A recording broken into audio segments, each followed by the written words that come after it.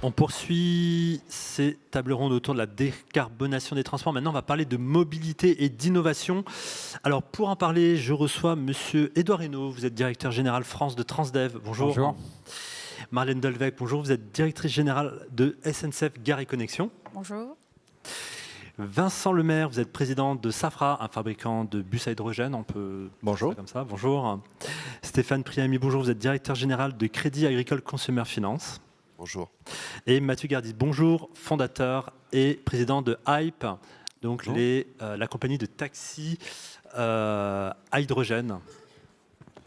Alors, je voulais commencer peut-être avec vous, Monsieur Hainaut, sur les... C'est vrai que quand on pense à la décarbonation des mobilités, on pense tout de suite au transport collectif. Mais même dans ce domaine-là, il y a des gisements de décarbonation, des sources pour décarboner notamment les flottes de bus. Oui, alors vous avez raison. Alors, une petite précision, on avait Louis Nègre du Gard était là tout à l'heure, Oui. juste avant.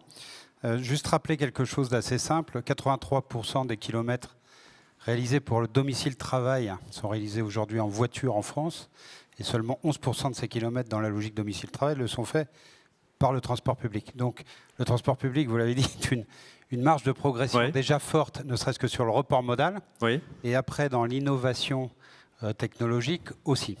Moi, ce que je trouve très intéressant dans la table ronde que vous avez constituée, c'est que on est en train de démontrer qu'il faut des acteurs variés.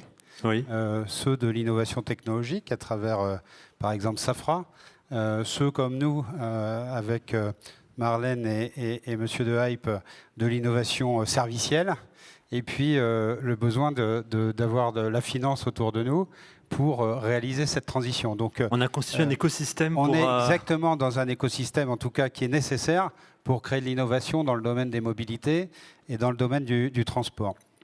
Il manque un peu... Louis Nègre, qui représente le Gard, puisque nous, dans le transport public, on a besoin des autorités organisatrices de mobilité qui sont en fait les garants et qui donnent la direction et la vision des politiques publiques dans le domaine. Alors, on n'innovera pas les uns sans les autres, et il y a de la co-construction naturelle à faire. Le deuxième message, c'est qu'effectivement, transformer la flotte dans le transport public est quelque chose d'essentiel.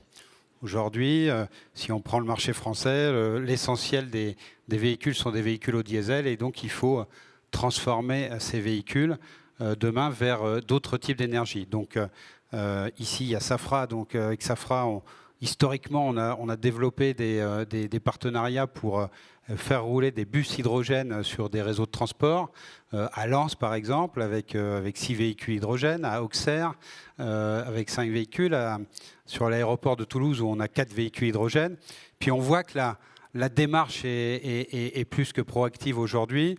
On a un projet de 14 véhicules hydrogène à Rouen, on a un projet de 18 véhicules au Havre pour créer des lignes régulières, et ces lignes sont régulières. Ça fonctionne bien à Lens? Alors, non, on est dans l'apprentissage de ce qu'est une innovation, c'est-à-dire qu'il faut démarrer, il faut construire, il faut comprendre l'écosystème, il faut comprendre l'automatisation des piles, comment tout ça se gère. On a peut-être un peu moins de chance qu'avec Toyota, mais en tout cas, in fine, on voit bien qu'on est en train d'arriver dans une forme de maturité, et qu'aujourd'hui, on sait faire rouler tous les jours des lignes dites régulières à hydrogène. Après, il faut avoir l'approvisionnement, il faut que l'hydrogène soit vert.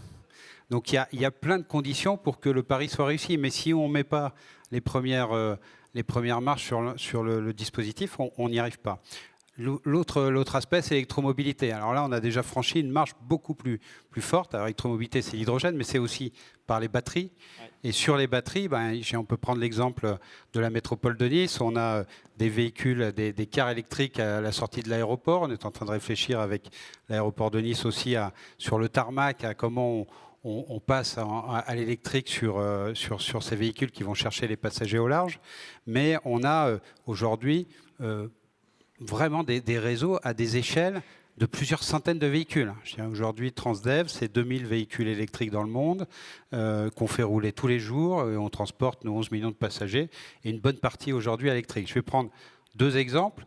Celui de Bogota, qui est impressionnant parce qu'on vient de mettre en service plus de 406 véhicules électriques autour du Transmilenio, qui est ce gros RER sur roue à Bogota. Mais tous les véhicules de rabattement aujourd'hui sont en électrique. Et donc, on sait le faire fonctionner simplement. Ici, par exemple, sur les lignes régulières entre Aix et Toulon et Aix et Avignon, on roule en électromobilité à 100% tous les jours. On a fait plus de 100 000 km. C'est de la ligne régulière. Les gens sont ravis. Ils ont des cars confortables qui, aujourd'hui, peuvent être une solution complémentaire à celle du ferroviaire, typiquement. Monsieur le maire, bon, on parlait justement des cars à hydrogène. Juste pour se raccrocher un peu à l'actualité, le gouvernement a fait des annonces sur le développement de l'hydrogène, en tout cas un soutien public à l'hydrogène. On avait le sentiment que jusqu'ici, les pouvoirs publics hésitaient plus ou moins quand même sur ce sujet. Est-ce que là, c'est tranché? Est-ce que vous êtes satisfait des annonces qui ont été faites par Madame la Première ministre? Il est vrai que la France a une politique particulièrement impulsive sur l'hydrogène. 9 milliards d'euros sont programmés en investissement sur cette technologie-là. C'est parce qu'elle fait du sens par ces temps où effectivement il faut travailler sur le réchauffement climatique, mais aussi elle fait du sens d'un point de vue économique. On a un vrai savoir-faire en France avec des grands acteurs, des grands énergéticiens, des grands transporteurs, des PME qui innovent et j'en représente une ici avec Safra. Ça fait 10 ans que nous bossons sur la mise au point d'un bus hydrogène et aujourd'hui on commence à déployer et on accélère. C'est tout notre enjeu avec une prochaine vague d'investissement là, très forte, très conséquente là-dessus. Donc évidemment le soutien public, ben oui, il est important. Il vient s'additionner à l'investissement privé. Voilà. Et puis il répond aussi à des règles. Hein. On a des règles européennes qui sont en place. Un réseau urbain, une agglo, une métropole a des obligations de mettre en place et d'acheter des autobus zéro émission. Donc zéro émission, c'est de la batterie, c'est de l'hydrogène. Les deux sont probablement complémentaires, voilà, suivant les usages. L'hydrogène effectivement étant assez facile à utiliser, hein, puisqu'on a un remplissage en fait très court, des bonnes autonomies. Donc ça va être un véhicule intéressant en urbain, mais aussi en interurbain. Voilà. En parlant d'hydrogène, d'urbain, Mathieu Gardis, avec Hype, vous avez été assez précurseur sur cette technologie en innovant, en lançant cette compagnie de taxi qui roule uniquement à l'hydrogène. On a franchi un seuil dans la prise de conscience que l'hydrogène, c'était une technologie viable et un modèle pour demain? Clairement. On a effectivement démarré très tôt, puisqu'on a démarré pendant la COP21 en 2015, il y a bientôt 7 ans. En créant cette première flotte compagnie de taxi exclusivement hydrogène. Alors le projet n'était pas d'avoir une flotte de taxis hydrogène, c'était d'avoir des solutions de mobilité zéro émission. Et on a considéré que l'hydrogène était, en complément de la batterie, une solution zéro émission adaptée en particulier dans certains usages taxis. En 2015, on a démarré dans l'indifférence assez générale en France, puisque l'hydrogène était plutôt ONI, avec 5 véhicules, et c'était la plus grande flotte de véhicules passagers au monde à hydrogène. Donc ça montre aussi la jeunesse de toute cette filière. Aujourd'hui, on parle de milliards en France comme dans tous les pays européens et dans le monde. Donc il y a effectivement une vraie prise de conscience du fait qu'on ne réussira pas la transition énergétique sans l'hydrogène. Ça, c'est le premier élément. Et du fait aussi qu'il y a des enjeux et des opportunités industrielles majeures qu'il faut savoir saisir au niveau européen, au niveau français, etc. Donc on est effectivement dans un environnement, une prise de conscience des intérêts de la solution hydrogène qui a complètement changé. Pour autant, tout n'est pas gagné, parce qu'il faut encore écrire cette histoire et il faut être capable d'accompagner les différents plans et investissements qui sont prévus. Alors, vous nous avez présenté, parce que c'est comme ça qu'on nous connaît, comme une compagnie de taxi, et c'est effectivement la partie aujourd'hui que les gens connaissent un peu, pour ceux qui sont à Paris en tout cas, ou pour l'écosystème, petit écosystème hydrogène. Le projet est plus vaste. Le projet, c'est vraiment d'avoir une plateforme de solutions zéro émission, mais une plateforme très intégrée, donc qui intègre à la fois l'usage, là on voit le taxi, mais aussi la partie infrastructure, donc la distribution, et également, quand c'est nécessaire, la production. Et avec une approche qui est aussi de dire, de façon très pragmatique, comment on fait pour avancer, comment on fait pour accélérer. On a considéré que le taxi était un très bon premier marché pour démarrer et pour passer à l'échelle dans de bonnes conditions, pour créer dans de bonnes conditions un réseau de distribution à l'échelle, et puis pour en faire profiter Les autres mobilités qui ont besoin de passer aux zéro émission, mais qui, on l'a vu tout à l'heure dans la table ronde précédente, n'ont pas, notamment d'un point de vue économique, les opportunités que peut présenter le secteur du taxi. Donc dès aujourd'hui, nous, on a une plateforme avec, typiquement sur la région Île-de-France, qui est notre premier terrain de jeu, on vise 26 stations et une capacité de distribution de 20 tonnes jour à horizon fin 2024. Et d'ores et déjà, on est en train de travailler le passage sur d'autres mobilités, comme la logistique du dernier kilomètre.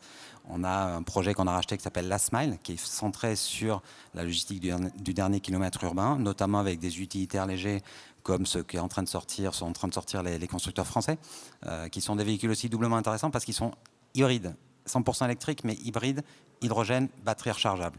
Nous, on est convaincus que c'est ça la bonne plateforme véhicule pour un certain nombre d'applications. Puis on parlait des triporteurs. Les triporteurs, c'est un vrai sujet aussi. L'hydrogène peut être une solution pour les triporteurs. Il y a une autre société qui est une PME française régionale, s'appelle Pragma, qui fait des vélos à hydrogène un peu seul contre tous, qui a aussi une solution de triporteur. Nous, on va avoir le sujet dans une ville proche de Paris qui est ici, les Moulineaux. On va ouvrir notre première station, une station sous étiquette Hype. Et eux, ils ont un sujet triporteur, parce que la triporteur fait aussi partie des solutions de mobilité dont la collectivité locale a besoin, avec les bus, avec les taxis, avec les vélos, assistance électrique ou hydrogène.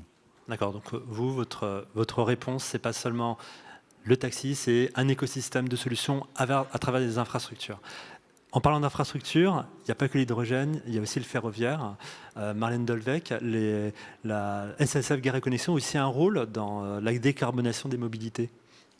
Alors oui, alors pour commencer, moi déjà, je suis ravie cette année que ça s'appelle, ce Transition Forum s'appelle Accélérer, parce que l'année dernière, on était à coopérer, mais le fait d'arriver à accélérer, c'est un vrai signal, il y a un vrai momentum et un consensus général, et ça, je trouve que c'est important de le signaler. Oui, SNCF Gare et Connexion a évidemment un rôle. Nous sommes le gestionnaire d'infrastructures des 3000 gares françaises, et quand j'entends parler les uns et les autres de recherche, d'infrastructures, de hubs, on est certainement une partie de la solution. Les gares, c'est quoi? Les gares, c'est 3000 gares sur tout le territoire qui relient les gens entre eux, qui font ces connexions entre chacun et qui sont finalement la colonne vertébrale. Alors c'est la première ministre qui a dit que le rail aujourd'hui était la colonne vertébrale de la mobilité, mais moi j'en suis absolument convaincue au regard du fait que quand on va dans une gare, c'est pour prendre le train et que le train est aujourd'hui le moyen de transport le plus décarboné. Et là, c'est une accélération incroyable qui est en train de se vivre. D'ailleurs, les réservations cet été pour tous les transporteurs ferroviaires ont été incroyables. Donc, on sent bien qu'il y a un mouvement. Et si on veut vraiment accélérer ce mouvement, il faut aussi adapter les infrastructures. Et donc, moi, mon métier, c'est d'adapter les infrastructures et donc nos 3000 gares. Et adapter les infrastructures, Louis Nègre le disait tout à l'heure, c'est travailler sur l'intermodalité, c'est faire en sorte que la chaîne de valeur du point de départ au point d'arrivée soit facilitée et que le dernier kilomètre de la mobilité soit accessible. C'est du train, c'est du tramway, c'est du train léger, c'est des navettes légères, c'est du tramway, c'est du taxi, ce sont des vélos. Et qu'est-ce qu'on fait donc dans cette infrastructure? Alors oui, on installe des bornes de recharge de voitures électriques peut-être demain. Oui, peut-être des bornes hydrogène. Est-ce que la gare ne pourrait pas être demain un hub, une station-service éco, c'est-à-dire, alors on disait tout à l'heure que l'hydrogène, ça se développe, on a encore du mal à savoir exactement comment on peut l'installer. Donc moi, je suis très preneuse des innovations là, que vous êtes en train de citer. Moi, j'adore l'idée du taxi hydrogène et comment finalement, nous, on peut intégrer ça au cœur et dans nos gares. Mais c'est vraiment se dire biocarburant. Alors biocarburant, tout à l'heure, ça a été un peu critiqué, mais enfin, pourquoi pas non plus, puisque c'est quand même des évolutions. Et borne de recharge de voitures électriques rapides. Quoi de mieux que se dire que sur son GPS, je tape gare, c'est toujours facile d'écrire gare sur son GPS, et je peux aller recharger ma voiture électrique parce que je trouve quand même assez facilement une gare. Donc on a ce rôle réellement d'infrastructure qui peut être un hub, une station-service, un hub station de service, mais aussi de favoriser les intermodalités autour de la gare. Et ça passe aussi par l'installation de la possibilité de garer son vélo de manière sécurisée dans nos gares. Grâce à la loi LOM, grâce aux annonces du gouvernement du 20 septembre, on aura 90 000 places de vélos sécurisés dans les gares françaises à horizon 2025. 2025-2026, mais c'est vraiment de là où on part finalement il y a 3-4 ans. Je dois dire que l'accélération est vraiment phénoménale, donc on en est ravis. Je vais m'arrêter. Je vous en prie, continue. Non, mais on peut continuer. Il y a un autre acteur très important de l'innovation des nouveaux usages, qu'on n'attendait pas forcément, c'était les banques, quelque part, M. Priamy. En quoi est-ce que votre rôle participe à cette transformation des usages et des mobilités ? Bien, bonjour à toutes et à tous. Désolé pour ceux à qui je tourne le dos. Alors, pour vous expliquer peut-être juste ce que je fais, vous connaissez tous le Crédit Agricole dans son aspect local, les agences, etc. Moi, je représente une entreprise qui s'occupe de crédit à la consommation dans 18 pays avec 10 000 collaborateurs, et c'est 100 milliards d'euros qui sont mis à la disposition des clients pour acheter des objets de la vie de tous les jours. Donc, le frigo, la cuisine, le panneau solaire, le double vitrage et bien sûr les voitures. Alors, on est par construction au premier rang, en tête de ligne pour gérer cette transition écologique. Alors, avec plusieurs aspects qui vont du financement de la transition énergétique des entreprises, mais aussi de l'agriculture, dont on n'a peut-être pas beaucoup parlé, mais c'est une industrie qui est aussi en train de décarboner beaucoup. Et puis, on a à travailler sur les secteurs des particuliers. 3 choses. Vos logements. Si vous avez des passoires énergétiques, il va falloir acheter des doubles vitrages, il va falloir acheter des isolants, etc., etc. Et il faut les financer avec des modalités qui puissent aller avec tous les budgets, y compris ceux des plus modestes. Ensuite, vous avez tout ce qui concerne la consommation générale. Je vous parlais de frigo, je vous parlais de télé. C'est très basique, mais il faut savoir ce qu'on en fait. Qu'est-ce que ça sera à la fin, une fois que vous les avez financés ? Combien de temps ils vont durer? Est-ce qu'ils sont réparables? Et donc, on doit favoriser, bien sûr, le financement de ce qui est peu polluant, réparable, durable et qui peut être dans une économie circulaire efficace. Donc, un financement responsable. Il faut essayer de le faire au maximum, sinon on sert pas l'utilité dont on est redevable à nos citoyens, à nos clients. Et puis, il y a le dernier aspect, dont je l'ai gardé pour la fin, bien sûr, c'est la mobilité. Traditionnellement, il y a encore 5 ans, vous achetiez votre voiture, vous preniez un crédit amortissable, puis au bout de 5 ans, vous la revendiez sur le Bon Coin ou je ne sais pas quoi, et vous en rachetiez une autre. C'est fini, ça. Aujourd'hui, il y a une révolution des usages. Les gens veulent de moins en moins posséder et de plus en plus utiliser, donc acheter a moins de sens. Deuxièmement, la révolution verte fait que on va avoir des véhicules électriques ou hybrides dont les gens qui les achètent ne connaissent pas la valeur résiduelle. Qu'est-ce que ça vaudra dans 5 ans ? Que vaut une voiture qui aujourd'hui a 500 km d'autonomie dans 5 ans quand les voitures auront 800 km d'autonomie? Donc il faut qu'on puisse gérer des systèmes de location et gérer même encore un cran plus loin. Est-ce qu'ils ont besoin de l'avoir, cette voiture, ou est-ce qu'ils en ont besoin le week-end, pendant les vacances? Donc il faut faire de la location courte durée. Mais si on veut faire la location courte durée au mois d'août, en général, c'est compliqué parce que tout le monde veut faire la même chose. Donc, il faut prendre des systèmes d'abonnement et il faut pouvoir mettre à disposition des bornes électriques, etc., etc. Et donc, ce que veut faire le Crédit Agricole, on s'est fixé comme objectif d'être le leader de la mobilité verte en Europe, c'est de créer un continuum de la mobilité. Acheter une voiture avec un crédit conso, c'est fini. Demain, on va vouloir utiliser un véhicule et à nous d'essayer au maximum de trouver les bonnes solutions pour ça. Et je rajouterai un dernier élément. Il faut aussi, du coup, former. Le Crédit Agricole, c'est 150 000 collaborateurs. Si on veut que les gens sur le terrain en parlent, soient proactifs et répondent bien aux clients, il faut aussi les aider. Alors, par exemple, ce que fait José Santucci dans le Crédit Agricole à Nice, c'est tous les collaborateurs vont être aidés dans l'acquisition, aidés financièrement dans l'acquisition de véhicules électriques ou hybrides. C'est un élément déterminant parce que sinon, vous ne passez pas le cap.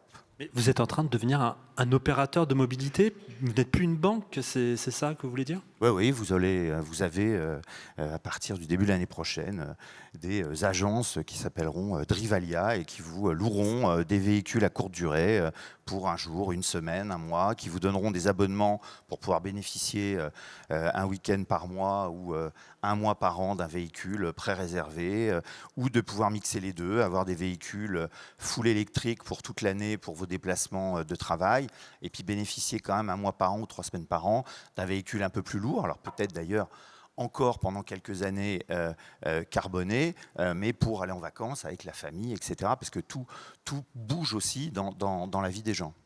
Alors justement, parlant de nouveaux usages, il y a une expérience assez intéressante qu'on appelle le MaaS, Mobility as a Service, qui est donc une application qui permet de faire de l'intermodalité. Et vous, chez Transdev, vous avez été le premier à mettre ça en France, à Saint-Étienne. Ça a été lancé il y a 1 an. Oui. Est-ce qu'on peut faire un premier bilan? Alors ça marche très bien à Helsinki, qui a été la première ville au monde à mettre en place ce système. Donc avec une seule appli, je vais partout avec une trottinette, un métro, un tramway, sans jamais quitter l'application et jamais aller sur 4 ou 5 applications. C'est une nouvelle expérience d'usage. Comment ça se passe en France? Parce que c'est vrai que c'est très théorique, mais dans la pratique. Alors c'est très pratique d'abord. À Saint-Étienne, vous l'avez dit, dans la métropole, c'est que c'est 400 000 habitants. Et donc aujourd'hui, il y a une solution qui couvre en fait l'ensemble des mobilités, que ce soit le parking, le stationnement de sa voiture, le covoiturage, les solutions de partage aussi de véhicules, les vélos à assistance électrique et les vélos en libre service, évidemment le tramway et les bus de l'agglomération. Et tout est rassemblé sur une application. Donc vous utilisez votre téléphone, c'est assez basique, hein, mais fondamentalement, le challenge, c'est à la fois d'offrir une solution qui est très plaisante à utiliser, qui vous permet aussi de prédire votre itinéraire de manière très très rapide, d'avoir toutes les solutions qui sont en place et de payer à l'usage. Donc c'est-à-dire qu'on embarque aussi la solution de paiement directement dedans. Si on fait un peu le bilan en quelques chiffres sur une année, déjà plus de 260 000 téléchargements, c'est un peu plus de la moitié des habitants de la métropole qui ont téléchargé l'application. C'est plus de 26 000 utilisateurs réguliers, c'est plus de 3,2 millions de voyages qui ont été processés à travers cette application. Et c'est un usage qui a triplé par rapport à la V1, parce qu'on avait commencé la V1 il y a 2 ans auparavant encore. Donc c'est une démarche d'innovation propre à Transdev. On a voulu, avec une filiale qui s'appelle Cityway, pousser les feux sur la logique de masse, et en tant qu'opérateur, avoir ce regard qui est très pratique en fait, et qui permet à chaque utilisateur de simplifier son voyage, parce que c'est bien ça qu'on recherche. Et c'est une solution qui est forcément locale et pas une solution nationale, parce qu'il faut embarquer tout l'écosystème des utilisateurs, des locaux. Tout à l'heure, on parlait de Hype. Moi, j'ai le souvenir de votre lancement, et ce lancement, il a projeté chez nous plusieurs choses. Comment on se rapproche, nous, avec des dépôts de bus près d'un incinérateur de valorisation énergétique qui est à Créteil. Eux nous ont stimulés, tout le monde s'est stimulé, et finalement, aujourd'hui, je pense qu'on va finir par arriver à avoir une nouvelle ligne de valorisation énergétique qui va avoir de l'énergie fatale, qui va permettre de produire de l'électricité sur un électrolyseur et qui va alimenter des hubs énergie chez vous et chez Transdev ou pour Île-de-France Mobilité. Donc on voit bien que la stimulation complète est existante, et c'est bien les écosystèmes locaux qui font la réussite de cet ensemble-là. Ce qu'on veut, c'est amener les gens sur davantage de transport. Mais je voudrais rajouter quelque chose, il faut le faire à l'échelle de la métropole, mais même au-delà, puisque si on veut agir très positivement sur la décarbonation des mobilités, il faut aller chercher non plus aujourd'hui les centres-villes, puisqu'aujourd'hui, globalement, ils sont équipés en solutions de transport public, et c'est plutôt assez facile. Et on voit bien qu'avec même l'apport des vélos sur les courtes distances, ça fonctionne assez bien. Il faut aller viser les gens qui font 40 km par jour pour aller de leur domicile à leur travail. Et on peut viser aussi ce qu'on appelle, nous, les périphéries ou le périurbain. Et ce périurbain, on a 2 avantages. D'abord, on va offrir des solutions en créant des lignes de transport, puisqu'elles n'existent pas. On voit bien que même avec une énergie chère, aujourd'hui, le l'utilisation de la voiture ne baisse pas. Il y a peut-être aussi des effets indirects de la crise Covid, mais la logique ne baisse pas aujourd'hui. Il faut apporter ces solutions sur la périphérie pour qu'on rende une possibilité, une solution alternative à l'utilisation de la voiture pour des gens qui ont une ou deux voitures qui peuvent n'en utiliser qu'une, qui vont gagner du temps. Je vais prendre un exemple, une ligne emblématique de ce qu'on a construit. Enfin, il y en a deux. Il y en a une entre Créon et Bordeaux et une entre Brive-sous-Forges et la gare de Massy. Les gens qui utilisent le moyen de transport public, qui sont des cars à double étage maintenant, tellement le succès est au rendez-vous, qui sont des cars qui sont toutes les 5 minutes en fréquence sur des voies dédiées, qui vont rejoindre la gare de Massy et donc aller chercher les solutions ferroviaires structurantes, eh bien, ces gens-là, ils économisent 11 heures par mois de transport par rapport à l'utilisation de leur voiture, et ils économisent aujourd'hui, au prix de l'énergie, plus de 300 € par mois. Donc on a un effet pouvoir d'achat, on est capable d'apporter ces lignes-là, et pour que tout ça soit facile à utiliser, il faut que ça soit répertorié dans des applications servicielles de type digital, et qui sont fines à l'échelle d'un territoire. Ça, c'était un sujet, Vincent Lemaire, lorsqu'on avait préparé cette table ronde. Vous disiez, l'enjeu demain, c'est l'attractivité des transports en commun. Ça, c'est clé, en fait, pour cette bascule. Ben, évidemment, oui. Aujourd'hui, on l'a dit, hein, on se déplace tous massivement en voiture particulière et souvent tout seul dans sa voiture. Donc ça, c'est évidemment très très mauvais. On le sait, il va falloir qu'on passe à autre chose. Donc oui, le transport public va être la solution de demain. De toute façon, demain, on ne pourra plus rentrer dans la ville. Il va falloir qu'on arrête. Hein, et puis ça va être imposé si on ne le fait pas de nous-mêmes. Donc on va basculer sur le transport public. Donc il va falloir du matériel.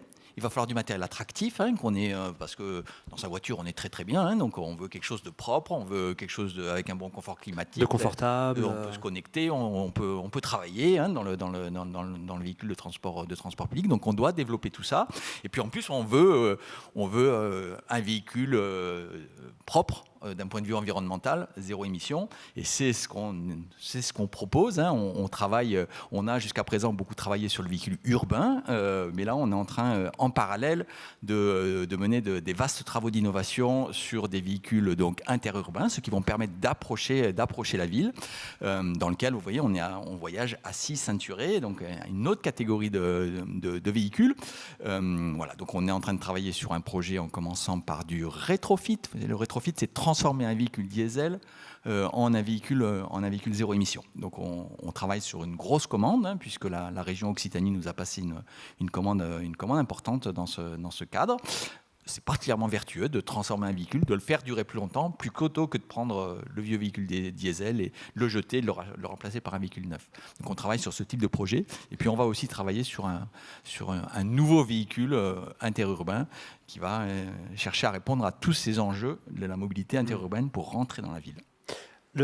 On parle innovation, application, nouveaux usages, covoiturage, mais finalement, s'il n'y a pas d'infrastructure pour accueillir ces nouveaux usages, en fait, il n'y en a pas. Enfin, s'il n'y a pas d'infrastructure pour recharger la voiture, pour récupérer des gens pour le covoiturage, il n'y en a pas. Et finalement, vous êtes au cœur de cette transformation des mobilités chez SNCF Gare et Connexion, on peut dire ça comme ça ? Effectivement, on est au cœur, là où aujourd'hui on est tous d'accord que le rail est la colonne vertébrale, et je le redis. Et de ce fait, dans ce mieux de mobilité et plus de mobilité, hein, moi je suis vraiment pour cette croissance hein, de la mobilité de plus en plus décarbonée. Effectivement, on est un acteur cœur de système. Aujourd'hui, avec nos 3000 gares, hein, mais peut-être qu'on peut imaginer demain 6000, 9000, c'est vraiment pas objectivé, hein, donc ne prenons pas ce chiffre pour argent comptant, mais si on travaille à ce que on se disait tout à l'heure sur la ruralité, c'est le fait de se dire, on parle finalement, c'est parfois assez facile dans des grandes métropoles. On parlait tout à l'heure de Nice Aéroport, où on va se faire un pôle d'échange multimodal vraiment très bien pensé avec l'aéroport, avec la ville de Nice. Mais on a aussi la ruralité qui a parfois quand même quelques difficultés finalement à accéder au transport. Et on réfléchit aujourd'hui, hein, les transporteurs ferroviaires réfléchissent sur ces lignes de desserte fine du territoire à des navettes autonomes qui seraient sur les rails, qui pourraient rouler sur les rails et vous amener quasiment jusqu'à chez vous, voire proche de chez vous. Et on est en train de conceptualiser avec notre filiale d'architecture AREP ces nouvelles stations de demain qui sont des stations de bus augmentés qui finalement iront jusqu'au bout de la mobilité. Et ça passe effectivement, et j'en suis totalement d'accord, par des applications qui permettent de trouver l'usage. Et aujourd'hui, on voit quand même que sur ces sujets-là, autant dans certains domaines, on a tous les mêmes applications, ou en tout cas, on les a tous essayées, on les a tous utilisées. On voit bien que sur ce domaine-là, on a des applications. Alors, il y a une application de la SNCF qui a cherché à être de plus en plus jusqu'à l'adresse, puisqu'on peut carrément taper son adresse de départ et son adresse d'arrivée et avoir tout le chemin de la mobilité. Mais on sent bien encore que cet usage n'est pas totalement pris. Et ce qu'il faut aussi imaginer, et je sais que certains travaillent aussi là-dessus, c'est finalement avoir l'application de la mobilité décarbonée de bout en bout, c'est du point d'arrivée au point de départ, en pouvant choisir ce genre de choses. Et donc la gare, de ce fait, y compris par notre application de gare, qui permet aussi de favoriser de trouver les points d'intermodalité, évidemment la gare est l'infrastructure cœur de ce système-là, j'en suis convaincue. J'espère que je vous en ai convaincu, ceux qui pourraient... Vous êtes convaincu, Mathieu ? Je suis convaincu par la gare et par le train. Et après, disons que nous, le lien pour la partie hydrogène, il se fera avec la gare à partir du moment où le train passera à l'hydrogène, ce qui est un vrai sujet régional aussi et interrégional. Là, il y a des décisions qui prennent beaucoup de temps, qui sont compliquées à prendre et qui seraient un accélérateur. On parle d'accélérer, mais si quelques régions arrivaient à se mettre d'accord pour décider d'investir dans le train hydrogène, ça aurait un effet direct, massif sur l'intégralité de la filière, sur les autres mobilités. Et nous, on irait clairement positionner nos capacités de production et de distribution près des endroits où le train va se recharger. Je suis un peu plus... je pense que le côté application est important, il doit accompagner. Je pense qu'il ne faut pas se dire c'est ça la solution. La solution, en prenant un peu de recul, elle n'est pas non plus dans la technologie, dans l'innovation technologique, elle est aussi peut-être à réfléchir comment on fait pour que les choses accélèrent, se fassent. Et ça, ce n'est pas forcément de la techno qui va nous répondre, c'est plus comprendre comment marche le client. Quel est le levier, le driver du client qui fait qu'il va ou non accélérer son passage aux zéro émission. Nous, c'est vraiment notre réflexion de fond sur le principe de Hype. Je suis très content d'entendre ce qui a été dit côté Transdev, de dire que juste le fait qu'on mette quelques voitures qui tournent dans Paris avec une couleur bizarre, ça a fait réfléchir, accélérer les choses. C'est exactement ça qu'on va faire. Nous, on dit, on fait les choses, et c'est en faisant les choses que ça va faire bouger les réflexions autour, et qu'in fine, tout le monde en profitera. Donc ça, c'est le premier truc, c'est démontrons par l'exemple, montrons l'exemple, prenons des risques, et quelque part, ça permettra de déclencher et d'accélérer un certain nombre de choses. Deuxième truc, c'est toujours, pensons au client. Qui est le client et qu'est-ce qu'il veut? Nous, on dit, un chauffeur de taxi, si ça lui va d'être en Tesla, très bien, qui passe à Tesla. Si ça lui va d'être en Zoé, qui passe en Zoé. Mais il y a des chauffeurs de taxi, on n'arrivera pas à les convaincre qu'avec 98% des cas, la Zoé lui suffira et que le reste du temps, lui louera une voiture pour ses vacances. Il ne veut pas lâcher ce qu'il a aujourd'hui. Donc il faut qu'on lui propose une vraie solution. Une vraie solution, c'est une voiture qui est aussi fonctionnelle que son diesel ou son essence aujourd'hui. Et c'est aussi une solution où il ne va pas devoir l'acheter et où il ne va pas devoir s'embêter de savoir où est-ce qu'il va la recharger. Donc nous, on est plus dans des logiques d'innovation servicielle. Enfin, je veux dire, c'est juste d'apporter des solutions qui effectivement doivent être packagées. Donc nous, on considère que le client aujourd'hui, si c'est un chauffeur de taxi, il ne doit pas aller acheter sa voiture à hydrogène, il ne doit pas aller s'embêter de savoir où il doit la recharger. Donc on package tout ça et il va payer un loyer global, une commission, une rémunération, mensuelle, qui est à peu près ce qu'il paye aujourd'hui en thermique. Pour le client qui est à l'arrière du taxi, c'est pareil. On pense aussi que c'est ce client qui est à l'arrière du taxi qui doit faire bouger les choses. C'est le donneur d'ordre. C'est la société qui utilise des services de mobilité ou des services de logistique pour acheminer ses produits, parce que là, il y a la possibilité de faire bouger les choses et c'est eux qui doivent faire l'effort. On le disait tout à l'heure avec le transporteur routier. Ce n'est pas au transporteur routier de supporter le coût de la transition énergétique. Ils n'y arriveront pas. C'est au client final d'assumer ses choix et de dire « ouais, moi je suis prêt à accompagner plutôt des solutions qui vont dans le bon sens, du zéro émission, etc. Je suis aussi prêt à payer un peu plus cher, ce qui n'est pas notre cas chez Hype. Nous, la course en taxi, typiquement, on dit c'est forcément au même prix, mais on sait que sur la logistique, il va falloir que certains clients acceptent d'avoir un petit peu moins de marge, enfin, d'abandonner un peu de marge sur la partie chaîne logistique pour qu'elle puisse être complètement décarbonée jusqu'au bout. Et il y a des clients qui sont prêts à le faire dès aujourd'hui à partir du moment où ils ont des vraies solutions. Donc nous, on construit des vraies solutions pour que les clients finaux, donneurs d'ordre, publics, privés, puissent dire « Ok, je fais ce choix parce qu'il est facile, vous me l'avez préparé. » Et là, on peut faire accélérer les choses. C'est intéressant, vous posez la question du modèle économique qu'il y a derrière les nouveaux usages. Stéphane Priamy, ça c'est un peu votre travail de trouver le bon équilibre du modèle économique des nouveaux usages. Alors d'abord, est-ce qu'il y a un modèle économique? Et puis, est-ce que ce modèle sera valable demain, compte tenu du contexte, la hausse des taux d'intérêt, la hausse des prix des voitures? Est-ce que ça, c'est quelque chose... Il y a un modèle économique, bien sûr, sinon on le ferait pas et ça marcherait pas, qui est un modèle économique assez traditionnel. Par exemple, l'allocation longue durée qu'on va offrir aux particuliers, ça existe depuis 30 ans pour les grosses flottes d'entreprises. Donc, c'est pas non plus quelque chose qu'on se jette dans le vide. Après, moi, je voudrais vraiment revenir sur l'accessibilité aux choses. Et vous avez raison, il faut que ça soit accessible aux chauffeurs de taxi, aux autres. Premier état de l'art, il faut vraiment parler des zones à faible émission. C'est quelque chose qui va s'imposer à tout le monde. On n'a pas le choix. Ça va s'étaler 2023, 2025. Ça se terminera en 2030. Ça veut dire que tout Français devra à un moment ou à un autre avoir un véhicule qui soit dans les normes des zones à faible émission, ce qui correspond, selon nos calculs, entre 8 et 10 millions de véhicules à changer, ne serait-ce que dans les 3 ou 5 ans, ce qui est colossal, y compris bien sûr pour les plus modestes. Premier niveau d'accessibilité, l'information. Moi, les ZFE, je travaille dessus, je comprends à peu près, mais je ne suis pas sûr. Je pense que le commun des mortels, il ne sait toujours pas c'est quand, c'est pour qui, et que je suis dedans, et à quel moment. Donc déjà, alors nous par exemple, on a fait une application qui permet en rentrant son lieu de domicile, son lieu de travail, ses lieux de vie, si on a plusieurs lieux de vie, ses parents, etc., machin, de savoir quand est-ce qu'on est concerné par les ZFE. On rentre son véhicule et on sait si on est concerné ou pas par les ZFE et quand, ce qui est une donnée cruciale. Deuxième niveau d'accessibilité, il faut que vous puissiez offrir des véhicules qui soient accessibles et qui puissent rentrer dans les ZFE à tout le monde, y compris aux plus modestes. Sinon, effectivement, on repart dans des problèmes sociaux majeurs. Alors, on a essayé de créer ce qu'on a appelé le leasing social, c'est-à-dire des voitures notamment électriques à moins de 100 € par mois. C'est extrêmement compliqué, mais on y arrive. Il y a eu des débats cette semaine sur le rôle de l'État, etc. Vous allez y arriver ? Oui, bon, on y arrive. On peut proposer 3 ou 4 véhicules, dont 2 électriques. Donc ça fonctionne. Oui, bien sûr.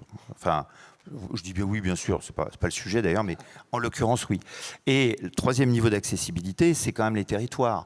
Que fait la personne qui a besoin de rouler alors qu'il est en province, à 30 km de la grande ville où il travaille? Il va être obligé de continuer souvent à avoir un véhicule, au moins tant que c'est autorisé, diesel ou carboné. C'est comme ça. Et comment il fait le jour où il faut aller en ville pour un traitement médical, pour emmener les enfants, etc., etc. Donc on va essayer de mettre en place, par exemple, un système de car-sharing rural pour essayer de voir comment on peut organiser avec les véhicules qui peuvent fonctionner dans les ZFE. Mais vous voyez, l'accessibilité à tous, l'universalisme, c'est la question centrale. Sinon, on va avoir des citoyens à 2 vitesses, ceux qui auront la chance d'avoir accès au green, et puis les autres qui non seulement n'auront pas accès, ça leur coûtera cher et on les montrera du doigt. Donc il faut vraiment qu'on gère cette accessibilité, c'est le sujet central. Et je ne sais pas si on peut que compter sur les interventions de l'État. Donc il faut aussi qu'on prenne nos responsabilités et qu'on trouve des solutions. Justement, c'est une question que j'allais vous poser à Transdev, parce que vous travaillez beaucoup avec les collectivités territoriales. Est-ce que le modèle économique il repose aussi sur les subventions publiques, qu'elles soient étatiques ou locales? Pour développer l'innovation, bien sûr. Pour décarboner les mobilités, pour décarboner les véhicules. Pour le transport en public et également. Je vais prendre un exemple qui est plus européen. À Göteborg, en Suède, on est très fiers parce qu'en fait, on a mis en place le premier financement vert pour transitionner en fait des bus classiques vers des bus électriques. Donc on parle de 300 véhicules et on a mis en place avec la BUI un financement vert à hauteur de 117 millions d'euros. Ça, c'était un investissement en propre, puisque en Suède, c'est plutôt l'opérateur qui investit que la collectivité. Et donc on voit qu'on a des moyens et qu'on trouve des moyens d'accompagner, et que d'ailleurs le profil de l'entreprise doit aussi évoluer pour qu'on puisse accéder à ces financements verts. Donc c'est aussi là un système assez vertueux. Sur tout ce qui est innovation, on a évidemment des sources de financement. On a des appels à projets, on a des appels à manifestation d'intérêt. On a soumis au ministre Clément Beaune d'avoir un appel à manifestation, un appel à projet sur les cars express, justement pour faire ces pénétrantes qui rentrent dans les villes. Parce que si on met que des véhicules électriques, certes, on aura des congestions, elles seront propres, mais on aura toujours des congestions. Donc il faut aussi trouver des solutions à résoudre les congestions pour accéder aux métropoles, aux grandes villes. Et donc ça, ce sont des cars qui sont express sur des voies dédiées qu'on peut travailler, et on peut amener beaucoup de gens très simplement au centre de ces agglomérations.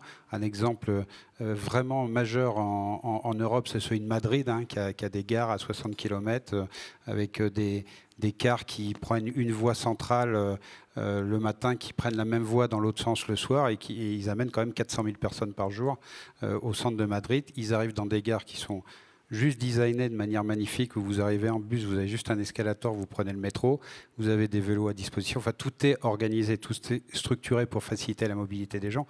Je crois que c'est vers ça qu'on doit aller. On parlait tout à l'heure du car à hydrogène, le plan hydrogène qui s'est décliné en Normandie sur un plan hydrogène Normandie.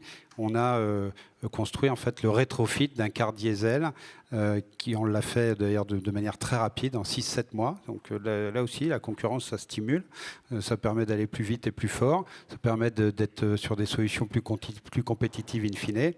Et on a aujourd'hui, on est en train de passer les dernières certifications de conformité. On pense qu'on aura les premiers voyageurs qui feront la ligne Vernon-Rouen, Évreux-Rouen, pardon, puisqu'il y a aussi un écosystème de stations hydrogène existants dans le cadre d'une SPL locale. Et on va monitorer ce véhicule hydrogène qui est une première mondiale. Le car au niveau de service pour faire une ligne régulière entre Évreux et Rouen, rétrofité du diesel et hydrogène, c'est une première mondiale qu'on a réalisée, et on attend maintenant de pouvoir l'offrir aux passagers. Il nous reste moins d'une minute. Madame Dolvec, peut-être un mot de conclusion ? Eh bien, je crois que je sens là qu'on fait tous, qu'on a une grande volonté de faire preuve d'exemplarité collective sur le sujet de la mobilité.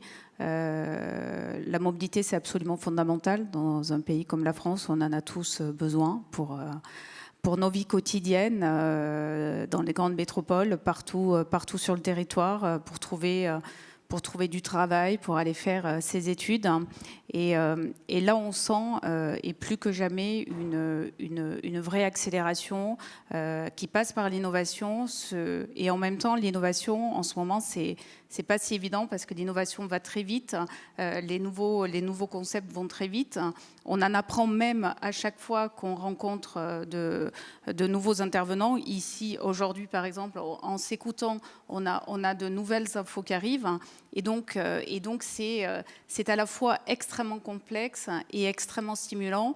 Mais ce que je retiens là, c'est que cette exemplarité collective en France aujourd'hui sur la mobilité, je crois qu'en tout cas, on souhaite y arriver. Merci beaucoup, merci à tous. C'est la fin de cette table ronde et je vous remercie.